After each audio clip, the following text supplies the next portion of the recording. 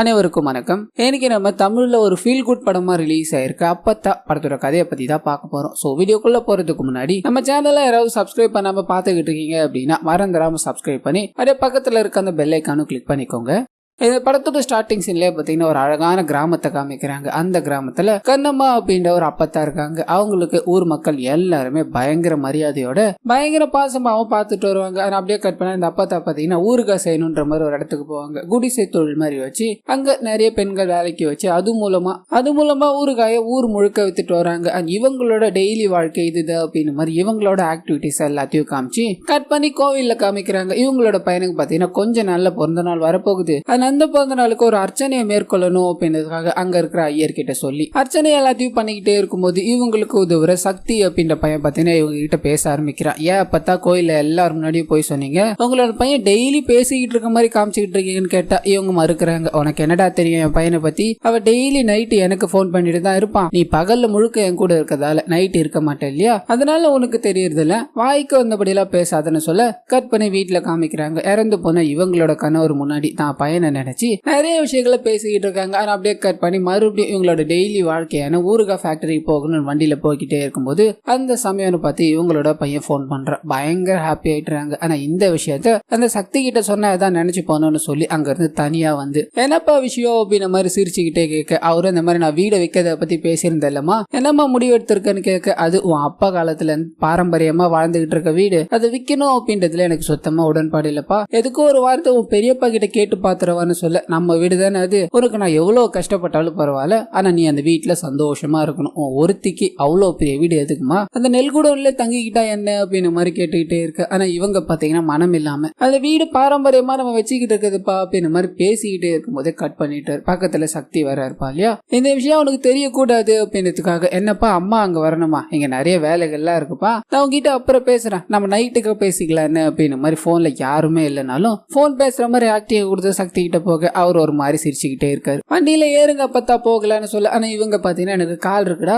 நான் நடந்தே போய்க்கிறேன், அங்க இருந்து நடந்தே கிளம்பிடுறாங்க. கட் பண்ணா இந்த விஷயங்கள் எல்லாத்தையும் நினைச்சு என்ன பண்ணலான்னு முடிவெடுத்துக்கிட்டு இருக்கும்போது அப்பதான் இவங்க கூட வேலை செய்யறவங்க இருக்காங்க இல்லையா, அவங்க கிட்ட சில விஷயங்களை சொல்ல ஆரம்பிக்கிறாங்க. நான் இந்த வீட்டை எல்லாத்தையும் வித்துட்டு அந்த நெல்குடோன்லயே தங்கிக்கலான் இருக்கேன், அவன் ஒரே ஒருத்தி தானே இருக்க, அவ்வளவு பெரிய வீடு எனக்கு எதுக்கு, அண்ட் மெயின்டைன் பண்ணவும் ரொம்ப கஷ்டமா இருக்கு அப்படின்ற மாதிரி பேசிக்கிட்டே இருக்க, இதை தெரிஞ்ச 4-5 பேர் பாத்தீங்கன்னா அப்பத்தாக்கு தெரியாம சில விஷயங்களை பேச ஆரம்பிக்கிறாங்க. அவங்களோட பையன் பாத்தீங்கன்னா வெளியூர்ல போய் செட்டில் ஆயிட்டு இருப்பான். ஒரு 10 வருஷத்துக்கு முன்னாடி இங்க இருந்து போனவன் அவ்வளவுதான், அங்க யாரோ வடநாட்டு பொண்ணை லவ் பண்ற அப்படின்ற மாதிரி அவனே கல்யாணம் பண்ணிக்கிட்டான். அம்மா கிட்ட கூட ஒரு வாரம் கழிச்சுதான் அங்க சொன்னா, இந்த அம்மா தான் பாவம் அப்படின்ற மாதிரி புலம்பிக்கிட்டே இருக்க, ஊருகா போட்டுக்கிட்டு இருக்க அப்பத்தா கூப்பிடுறாங்க. இந்த டாக் அப்படியே நின்று போகுது. அது இவங்களும் தன்னோட வேலைகள் எல்லாத்தையும் முடிச்சுட்டு தன்னோட பையனை நினைச்சு போய்கிட்டே இருக்கும்போது இங்க பாத்தீங்கன்னா ஒரு சின்ன பிளாஷ்பேக் ஒன்று ஓப்பன் ஆகுது. இவங்களோட பையன் பாத்தீங்கன்னா வெளியில இருக்க ஒரு ஹோட்டல்ல 1 மாசமா சாப்பிட்டுட்டு காசே தராம சுத்திக்கிட்டு இருந்தான் அப்படின்ற மாதிரி புடிச்சு அடிச்சு வச்சிருப்பாங்க. இந்த விஷயத்த கேள்விப்பட்ட இவங்களோ அந்த பணத்தை நான் எப்படியாவது தந்துடுறேன்ப்பா அப்படின்ற மாதிரி சொல்லி இவங்களோட பையன் கிட்ட போய் எதுக்காக நான் இந்த மாதிரி பண்ணேன், அம்மா தான் சாப்பாடு எடுத்துட்டு வந்து கொடுக்கறல்லன்னு சொல்ல, நீங்க டெய்லி தயிர் சாதம் சாம்பார் சாதம் ஊறுகான்னு வச்சு கொள்றீங்க,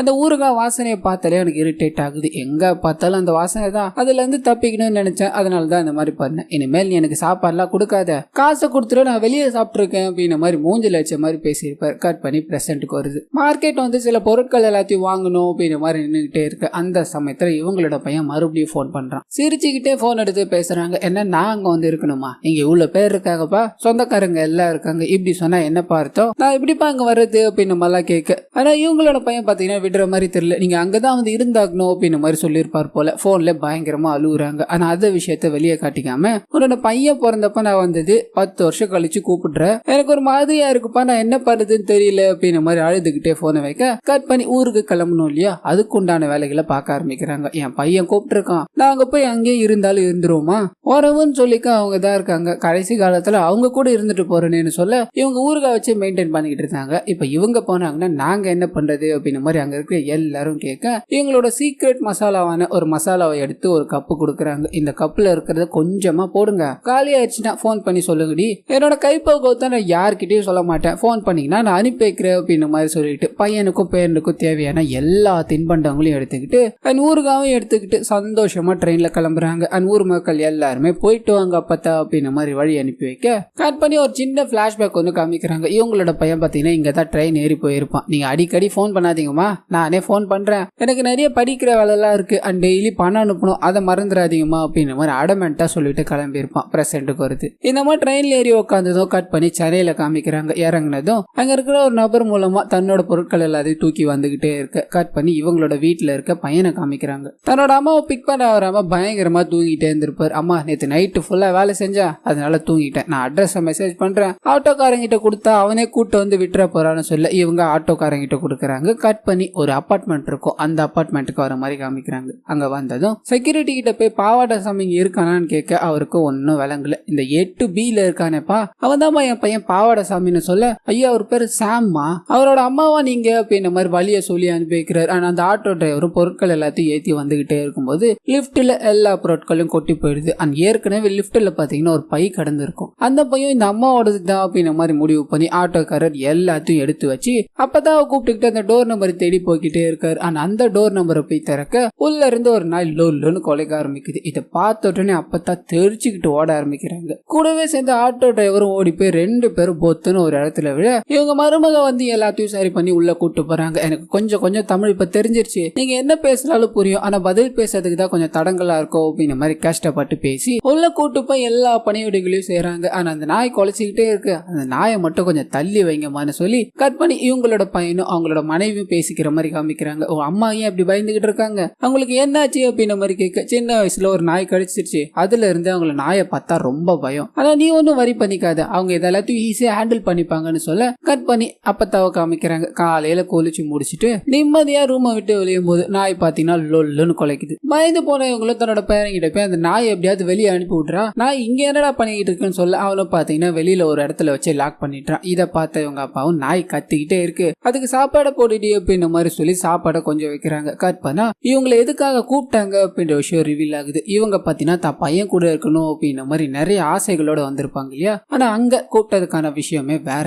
அது மட்டும் இல்லாம இவங்க ஊர்ல இருந்து நிறைய தின்பண்டங்கள் எல்லாத்தையும் எடுத்துட்டு வந்திருப்பாங்க இல்லையா, அந்த தின்பண்டங்கள் எல்லாத்தையும் எடுத்து வச்சுட்டு ஊருக்காக வெளியில எடுக்கும்போது இவங்களோட பையன் பாத்தீங்கன்னா பயங்கரமா திட்ட ஆரம்பிக்கிறான். இந்த நாத்தம் தாங்க முடியாம தான் நான் இங்க வந்தேன், இப்ப இதை வெளியே எடுத்து வச்சா என்ன அர்த்தம், என்னோட வீட்டுக்குள்ள இந்த ஊருக்கா ஒரு நாள் ஓப்பனே ஆகக்கூடாதுன்னு சொல்ல இவங்க எதுக்குப்பா கோவப்படுறேன்னு எல்லாத்தையும் எடுத்து வச்சிடுறாங்க. அண்ட் இன்னொரு சைடு கட் பண்ணா இவங்களை கூப்பிட்டதுக்கான விஷயத்த பாத்தீங்கன்னா இவங்க பேரை எக்ஸ்பிளைன் பண்ண ஆரம்பிக்கிறான். வீட்டுல இருக்க எல்லாமே எங்கெங்க இருக்குன்னு சொல்லிட்டாங்க இல்லையா, இது எல்லாமே எதுக்காக தெரியுமா, கொஞ்ச நாள் நீங்க தான் இந்த வீட்டுல இருக்க போறீங்க, அப்பாக்கு ஒரு வெக்கேஷன் ட்ரிப் வந்திருக்கதால ஃபேமிலியோட நாங்க போறோம், அதனாலதான் அப்பா அவங்கள ஊர்ல இருந்து வர வச்சிருக்காருன்னு சொல்ல இவங்களுக்கு ஒரு மாதிரி ஆயிடுது. ஏற்கனவே நாயினா இவங்களுக்கு ரொம்ப பயம். அது மட்டும் இல்லாம ரொம்ப வருஷம் கழிச்சு தன்னோட பையன் பார்க்கணும் அப்படின்னு மாதிரி கூட்டிருக்கானேன்னு சந்தோஷமா வந்தோம், ஆனா இந்த நாயை பாத்துக்கிறதுக்காக தானே அப்படின்னு மாதிரி ஒரு சலிப்பு. இதனால இவங்களோட பையன் கிட்டே போய் நாயை பார்த்தாலே எனக்கு ரொம்ப பயம்னு தெரியும், இந்த நிலைமையில நாய் கூட என்னை விட்டு போனா என்னப்பா அர்த்தம், இதுக்கு வேற வழி எதுவும் இல்லையான்னு கேட்க நீங்க ஒன்னும் கவலைப்படாதீங்கம்மா, அது பாட்னா அமைதியா இருக்க போகுது, எல்லாத்தையும் மாலத்தி பாத்துப்பாங்க, ஏதாவது தேவை அப்படின்னா அவங்களுக்கு போன் பண்ணுமா, எல்லாத்தையும் அவங்க மேனேஜ் பண்ணிப்பாங்கம்மான்னு சொல்ல கட் பண்ணி இதுக்கு அடுத்த நாள் வெக்கேஷன் போகணும் அப்படின்னு மாதிரி ஃபேமிலி மொத்தமும் கிளம்புறாங்க. உங்களுக்கு செலவுக்கு இருக்கட்டும் அப்படின்னு மாதிரி இவங்களோட மருமகளும் கொஞ்சம் காசை கொடுத்துட்டு போக இவங்க என்ன பண்றதுன்னு தெரியாம அந்த நாய் வேற இருக்கேன்னு சோகமா நடந்து போய்கிட்டே இருக்காங்க. அந்த சமயத்துலதான் வெளியில இருக்க ஒரு லேடி பாத்தீங்கன்னா அழுதுகிட்டே ஏதோ ஒரு பொருள் தேடிக்கிட்டே இருப்பாங்க. அவங்க அப்பா உனக்கு கொஞ்சமாவது அறிவு இருக்கா இல்லையா, இப்படிதான் இவ்வளவு கேர்லெஸ்ஸா இருப்பியா, நேத்து தொலைச்சத இன்னைக்கு ஈவினிங் வந்து தென்ன எப்படி கிடைக்கும்னு புலம்பிக்கிட்டே இருக்க இவங்க இதை கவனிக்கிறாங்க. என்னம்மா ஆச்சுன்னு கேட்க 10 லட்சம் மதிப்புள்ள நகையை காணும், அதை ஒரு பேக்ல கட்டி எடுத்துட்டு வந்தேன் அப்படின்ற விஷயத்த சொல்ல இவங்க லிப்ட்ல ஒரு பைய பார்த்தாங்க இல்லையா, அது ஞாபகம் வருது. நீ ஏன் கூட வாமா அப்படின்ற மாதிரி கூட்டு போய் அந்த பைய கொடுக்க அங்க இருக்க எல்லாருமே உங்களை கை எடுத்து கும்பிடுறாங்க. இங்க நல்லா இருக்கணும்னு சொல்ல கஷ்டப்பட்டு சம்பாரிச்ச பொருள் எதுவுமே அநியாயமா போயிடாதமா, அதனாலதான் கடவுள் அதை ஏன் கண்ணில் காட்டியிருக்காரு, பொருள் தான் கிடைச்சிருச்சுல அழுகாதமா அப்படின்ற மாதிரி அவங்களுக்கு ஆறுதல சொல்லி அனுப்ப கட் பண்ணி வீட்டுக்குள்ள போற மாதிரி காமிக்கிறாங்க. அந்த சமயத்துல வீட்டு வேலைக்காரமா மாலை தீன்றவங்க நாயை கூட்ட வந்துகிட்டே இருக்க பயந்து போய் ஓரம் போயிடுறாங்க. அந்த நாயை முதல்ல கட்டுமா, என்னமா எல்லா வேலைகளையும் முடிச்சிட்டியாமான்னு கேட்க அவங்க நாயை ஓரமா கட்டிட்டு நாய்க்கு சாப்பாடு வைக்கணும்னு போக அந்த சமயம் பார்த்து இவங்களுக்கு ஒரு போன் பயங்கரமா அழுவ ஆரம்பிக்கிறாங்க. இது தெரியாத அப்பத்தாவும் அந்த நாய் உன்ன கடிச்சிருச்சாமா, நாயோட புத்தி கடிக்கிறதுதான் எனக்கு அப்பவே தெரியும், இங்க ஓடி வந்துருமா அப்படின்ற மாதிரி பயத்திலே கொஞ்சம் கொஞ்சமா அவங்க கத்துறாங்களே நெட்டி பார்க்க அப்பதான் ஒரு விஷயம் சொல்றாங்க, அவங்களோட அம்மா இறந்து போயிட்டாங்க, அதுதான் போன்ல கேட்டாங்க அப்படின்ற விஷயம். என்னால இங்க இருக்கவே முடியாது, நான் உடனடியா இங்க இருந்து கிளம்பி ஆகணுமான்னு சொல்ல இவங்களும் கையில கையில கொஞ்சம் பணத்தை கொடுத்து வயசான போக வேண்டியதாமா, நீ கஷ்டப்படாதமா போய் பார்த்துட்டு வாமான்னு அனுப்பி வைக்கிறாங்க. ஆனா நாயை மறந்துட்டாங்க. அவங்க போன அடுத்த செகண்டே பாத்தீங்கன்னா நாயை பார்த்து பயந்து ஓட ஆரம்பிக்கிறாங்க. நாய் பசியில இருக்கும். ஆனா இந்த விஷயம் உங்களுக்கு தெரியல. ஏன்னா சாப்பாடு வைக்கிறதுக்கு முன்னாடியே அந்த லேடி கிளம்பி போயிட்டு இருப்பாங்க. இது தெரியாததால அவங்களும் நாய் கடிக்க வருது போல அப்படின்னு மாதிரி தன்னோட ரூமுக்கு போய் லாக் பண்ணிக்க கட் பண்ணி அன்னைக்கு நைட்டு மாத்திரை போடணும்னு இருந்துக்கிறாங்க. அப்ப பாத்தீங்கன்னா தண்ணி இருக்காது. இதனால வெளியே போய் தண்ணி எடுக்கலான்னு போக நாய் அங்கேயே உட்காந்துக்கிட்டு இருக்கு. பார்த்ததும் பயந்து ஓட ஆரம்பிக்கிறாங்க. நாயும் பின்னாடி துரத்தி வந்துகிட்டே இருக்க ஒரு டாம் அண்ட் ஜெர்ரி சண்டை மாதிரி போட்டுக்கிட்டு இருக்காங்க. வீட்டுல இருக்க எல்லா பொருளும் உடஞ்சு போக இவங்க என்ன பண்றதுன்னு தெரியாம அங்க இருந்து தப்பிச்சு வந்து ரூம் லாக் பண்ணிட்டு தூங்கிட்டுறாங்க. கட் பண்ணி இதுக்கு அடுத்த நாள் காலையில ரூமை திறந்துகிட்டு வெளியே வந்தா வீடு மொத்தமா அலங்கோலமா இருக்கு. அந்த நாயும் காணும். இதனால அந்த நாய் போயிடுச்சு போல அப்படின்றதுக்காக வெளியில போய் கடைக்கு பொருட்கள் எல்லாத்தையும் வாங்கணும்னு போக அப்பதான் வெளியில இருக்க செக்யூரிட்டி பாத்தீங்கன்னா இவங்க கிட்ட ஒரு விஷயத்த சொல்ற. அவங்க வீட்டு நாய் சாதாரண நாய் இல்ல, என் தொடைய கடிச்சு இழுத்துருச்சுமா, குலைக்கிற நாய் கடிக்காதுன்னு நினைக்காதீங்க, அது பயங்கரமா கடிக்கும்னு சொல்ல ஏற்கனவே பயத்துல இருந்தவங்களுக்கு இந்த மாதிரி ஒரு செய்தி கேட்டோடனே அள்ளு விட்டுருது. நீ சாவியை வச்சுக்கோப்பா, நான் கடைக்கு போயிட்டு வரேன்ப்பா அப்படின்னு மாதிரி கிளம்ப அந்த சமயம்னு பார்த்து வெளியில போன நாய் பாத்தீங்கன்னா இவங்களை பார்த்து நின்னுகிட்டே இருக்கு. அப்பதான் மிரண்டு போயிடுறாங்க. என்ன பண்ணுறதுன்னு தெரியாம அந்த நாய் கிட்ட இருந்து தப்பிச்சு ஓடலாம் ட்ரை பண்ண அந்த அபார்ட்மெண்டோட செக்ரட்டரி பாத்தீங்கன்னா ஒரு புது கார் வாங்கியிருப்பாரு. அந்த காருக்குள்ள ஏறி உட்காடுறாங்க. நாய் இவங்களை பார்த்து பின்னாடியே போக இவங்க வெளியே வந்து நாய் அந்த காருக்குள்ள லாக் பண்ணி வச்சுட்டு இங்கேயே கடன் சூப்பர் மார்க்கெட் போயிட்டு திரும்ப அந்த கார் முன்னாடி பாத்தீங்கன்னா நிறைய கூட்டம். இவங்களும் என்னாச்சு என்னப்பா இங்க கூட்டம்னு கேட்க அங்க இருக்கிற எல்லாருமே அந்த நாய் இவங்களோட இதுதானு சொல்ல செக்ரட்டரி வந்து என்னமா நாய் வளர்க்குறீங்க நீங்க, அந்த நாய் என்ன பண்ணிருக்கு பாருன்னு புது கார்ல இருக்க சீட்டு எல்லாத்தையும் கிழிச்சு போட்டிருக்கும். அது எல்லாத்தையும் எடுத்து கொட்டுறாரு. இதுக்கெல்லாம் நீங்க தான் காசு தரணும்னு சொல்ல அந்த நாய் பண்ணதுக்கு நான் என்னப்பா பண்ணுவேன், அந்த நாயை என் பையன் தான் வளர்க்குறான், எதுவா இருந்தாலும் என் பையன் கிட்ட கேட்டுக்கோ அப்படின்ற மாதிரி அந்த செக்ரட்டரி கிட்ட அடக்கு முடக்கா பேசிக்கிட்டே இருக்க பக்கத்துல இருக்க எல்லாருமே நீங்க ஒன்னும் கவலைப்படாதீங்க சார், இந்த அம்மா கிட்ட பேசி ஒன்னும் இல்ல, உங்களோட பையன் கிட்ட பேசி செட்டில்மெண்ட் வாங்கிக்கலாம் அப்படின்ற மாதிரி அனுப்பி வைக்க வீட்டுக்கு திரும்பி வந்தா பார்த்தா மறுபடியும் வீட்டுல நாய் இருக்கிறத பாக்குறாங்க. அங்க இருக்கிற எல்லாருமே மேல புடிச்சிட்டு வந்து விட்டுட்டு இருப்பாங்க. திரும்பி அந்த நாய் வந்துருச்சா அப்படின்ற மாதிரி நைஸா அந்த நாயை பார்த்து பயந்துகிட்டே அடுப்பு கிட்ட போறாங்க. பயங்கர பசியா இருக்கு, முதல்ல டீ வச்சு குடிப்போம் அப்படின்ற மாதிரி பால் அடுப்புல வச்சுக்கிட்டே இருக்க இந்த நாய் பயங்கர பசியில இருக்கு இல்லையா, இதனால கைத்தை அறுத்துக்கிட்டு வந்து இவங்க முன்னாடி நிக்குது. இதை பார்த்து பயந்து போனவங்களும் அங்க நாய் சாப்பாடு இருக்கும் அதை தூக்கி தெரியாம வெளியில அடிச்சிடுறாங்க. ஆனா அதே சமயத்துல நாய் கூட பயங்கர பிரச்சனை ஆகி போகுது. நாய் அங்க இருக்க எல்லா பொருட்களையும் உருட்ட பால் கொட்டி சிந்த ஆரம்பிக்குது.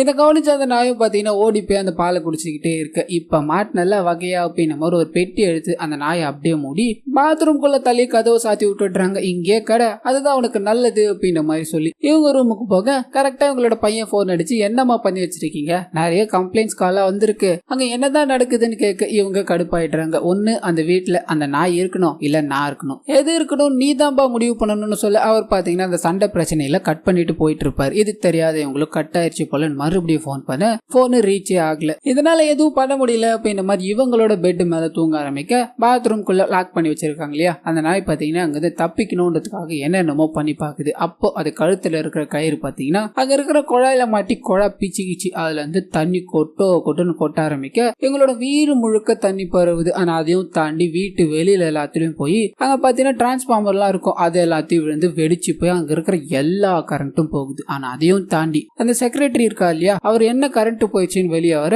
தண்ணீர் வழிக்கு விழுந்து போத்துன்னு விழுந்துட்டார். ஃபர்ஸ்ட் ஃப்ளோர்ல இருந்து ஒரு தொட்டிக்குள்ள விழுந்ததால சின்ன சின்ன காயங்களோட தப்பிச்சிட்டார். கட் பண்ணி காலையில எழுந்து பாக்குறாங்க. அப்பதான் வீடு ஃபுல்லா தண்ணி. என்ன இங்க தண்ணியா இருக்குன்னு பாக்க வீட்டுக்கு அதுவா டமா டமான்னு தட்டிக்கிட்டே இருக்காங்க. திறந்து பார்த்தா எல்லாரும் வந்து நிக்கிறாங்க. என்னமா பண்ணி வச்சிருக்கீங்க, உங்களோட வீட்டுல இருந்துதான் எல்லா தண்ணியும் லீக் ஆகிட்டு இருக்குன்னு சொல்ல நான் என்னப்பா பண்ணேன், அந்த பிளம்பர் வரேன்ட்டு இன்னும் வரல, வேணா செக்யூரிட்டி வேணா கேளு, நேத்தே வர வேண்டியது இன்னும் வரல, தண்ணி பிச்சுச்சு அதுக்கு நான் என்ன பண்ண முடியும்னு கேட்க இவங்க என்ன பண்ணுறதுன்னு தெரியாம எங்க இருந்து தண்ணி வருதுன்னு போய் செக் பண்ணி பாக்குறாங்க. பார்த்தா உள்ள நாய் இருக்கு. அந்த நாயை வீட்டுக்குள்ள வச்சு பூட்டி இருக்கீங்க, அது பழுப்ப உடைச்சிட்டு இவ்வளவு வேலைகளை பண்ணிருச்சுமா, உங்ககிட்ட பேசி என்ன ஆக வேண்டிய வேலையை பார்க்கணும், உங்க பையன் வந்தா பேசிக்கணும் அப்படின்ற மாதிரி கிளம்ப இவங்க நகையை எடுத்து கொடுத்தாங்க இல்லையா, அந்த லேடி அங்க வந்து என்னம்மாச்சுன்னு கேக்குறாங்க. இவங்க நடந்த விஷயங்கள் எல்லாத்தையும் சொல்றாங்க. ஆனா அதே சமயத்துல அந்த நாய் என்னை பார்த்து குலைச்சிக்கிட்டே இருக்கு, எனக்கு நாயினாவே பயம் அப்படின்ற மாதிரி சொல்ல அந்த நாய்க்கு சாப்பாடு போட்டு எப்பமாகுதுன்னு கேக்குறாங்க. என் பையன் கிளம்பும் போது சாப்பாடு வச்சுட்டு போனா, அதுக்கப்புறம் அந்த வீட்டு வேலைக்காரமா வைக்கலான்னு போனா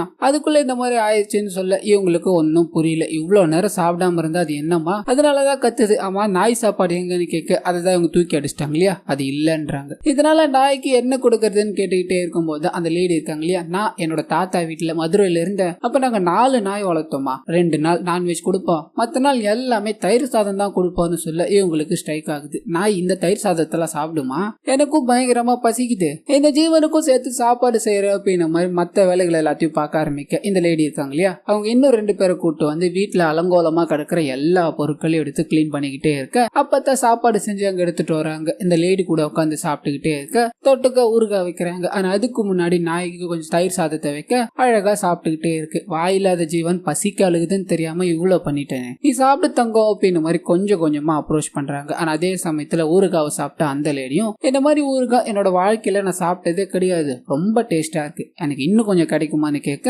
என்கிட்ட நிறைய இருக்குமா, நான் போய் எடுத்துட்டு வரேன்னு கொஞ்சம் ஊறுகாய் கொடுக்குறாங்க. என்னோட அப்பா சரக்கு குடிக்கும் போது சைடுஸா இந்த ஊறுகாய் இல்லாம குடிக்கவே மாட்டாரு, இப்ப இந்த ஊறுகாவை டேஸ்ட் பண்ணாரு அப்படின்னா கண்டிப்பா உங்களை பத்தி பெருமையா பேசுவாருன்னு சொல்ல நாயை பார்த்து பயந்துட்டு இருந்தா பார்த்தா நாய் கூட நிறைய நேரங்களை செலவிழக்க ஆரம்பிக்கிறாங்க. அந்த நாயை கூப்பிட்டுட்டு வாக்கிங் போய்கிட்டே இருக்கும்போது ஊறுகாவை டேஸ்ட் பண்ண எல்லாருமே உங்ககிட்ட வந்து பேசுறாங்க, நாங்க அந்த ஊறுகாய் சாப்பிட்டோம், ரொம்ப பிரமாதமா இருக்கு, இன்னும் கொஞ்சம் கிடைக்குமாமா, அந்த சுவை நாக்குல இருக்கு அப்படின்னு மாதிரி சந்தோஷமா சிரிச்சு பேச இவங்களும் வச்சிருக்கமா தரம்பான்னு சொல்லிட்டு நாயை கூப்பிட்டு ஒரு இடத்துல உட்காந்து ஊர்ல இருக்க இவங்களோட ஆளுங்க எல்லாத்துக்கும் போன் பண்ணி பேசிக்கிட்டே இருக்காங்க. அந்த சமயம்னு பார்த்து அங்க இருக்கிற சின்ன பசங்க எல்லாம் பட்டாசு வெடிக்க ஆரம்பிக்கிறாங்க. இதை பார்த்து அங்க இருக்க எல்லா நாயும் தெரிச்சு ஓட அந்த செக்ரட்டரி இருக்கா இல்லையா, காரை கழுவிக்கிட்டே இருப்பார். நாய் குறுக்கில் வந்தோடனே ஒரு வாலி பட்டு கண்ணாடி மொத்தமா உடஞ்சு போகுது. ஒரு கூட்டத்தை கூட்டி இந்த கிழவியோட நாய் படாத பாடுபடுத்திக்கிட்டு இருக்கு, என்னோட கார்ல இருக்க ஒவ்வொரு பீஸையும் உடச்சு விட்டுக்கிட்டே இருக்கு, இதுக்கு பதில் சொல்லியே ஆகணும், என்னதான் பண்றது அப்படின்னு மாதிரி கேட்டுக்கிட்டே இருக்க நானும் பார்த்துக்கிட்டே இருக்கேன். ஓவரா பேசிக்கிட்டே இருக்கீங்க,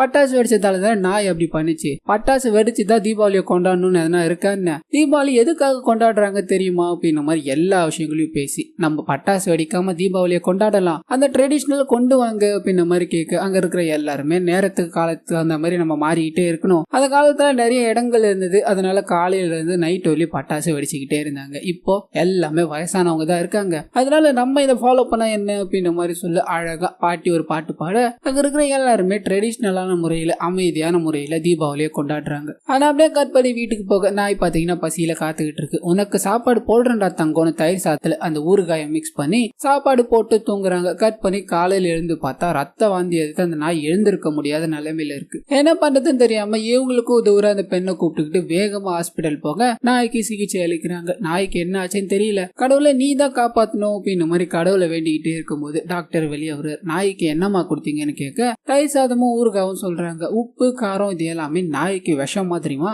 எதுக்காக அதை கொடுத்தீங்கன்னு கேட்க இது எல்லாமே எங்க ஊர்ல இருக்க நாய் சாப்பிடுமேன்னு கேக்குறாங்க. அது ஊர் நாய்மா, இது வெளிநாட்டு நாய், இதுக்கெல்லாம் அதை கொடுக்க கூடாது, அதுக்கு தேவையான ஃபுட்டை தான் கொடுக்கணும்னு சொல்ல இவங்க நாய்க்கு என்னென்ன கொடுக்கணும் அப்படின்ற மாதிரி கத்துக்கிறாங்க. இதுக்கு அடுத்த நாள் பாத்தீங்கன்னா நாய் கூட பயங்கர மிங்கில் ஆகி இந்த மாதிரி ஒரு பாசமான ஜீவனை நான் எங்கேயுமே பார்த்தது கிடையாது, ஏன் உங்களை கூட பார்த்தது இல்லைங்க அப்படின்ற மாதிரி இவங்களோட புருஷன் போட்டோவை பார்த்து பேசிக்கிட்டே இருக்க கட் பண்ணி இந்த நாய் நல்லா வந்துருச்சு அப்படின்னா கடவுள் கிட்ட தேங்காய் உடைக்கிறேன்னு வேண்டிக்கிட்டு இருப்பாங்க. அந்த தேங்காய் உடைக்கலான்னு போக தேங்காய் பட்டு அந்த செக்ரட்டரியோட கார் ஒழிஞ்சு போயிடுது. அவர் மேலே ஆடி காரை வச்சு காத்துக்கிட்டு இருக்காரு. அந்த சமயத்துலதான் அபார்ட்மெண்ட்ஸ்ல இருக்க எல்லாருமே இந்த மாதிரி ரிலையன்ஸ் ஒரு உணவு திருவிழா நடத்த போறாங்க, அவங்க அவங்களோட பாரம்பரிய டிஷை செய்யணும் அப்படின்ற மாதிரி ஒரு 30 பேர்கிட்ட நம்ம இடத்துல ரெஜிஸ்டர் பண்ணிருக்காங்க. நீங்க உங்களோட ஊறுகாவை செஞ்சு அதுல நிறுத்தணும், ஃபர்ஸ்ட் பிரைஸ் 5 லட்சம் ரூபாய், எங்களுக்காக நீங்க அதுல கலந்துகிட்டு தான் ஆகணும்னு சொல்ல இவங்க கிட்ட நிறைய பணம் இருக்காது. இதனால அதெல்லாம் என்னப்பா பண்றதுன்னு கேட்க நீங்க ஒன்னும் கவலைப்படாதீங்க, அது எல்லாத்தையும் நாங்க பாத்துக்கிறோம்னு சொல்லி அப்படியே கட் பண்ணி அந்த பாரம்பரிய திருவிழால காட்டுறாங்க. எல்லாரும் ஸ்டால் எல்லாத்தையும் வச்சு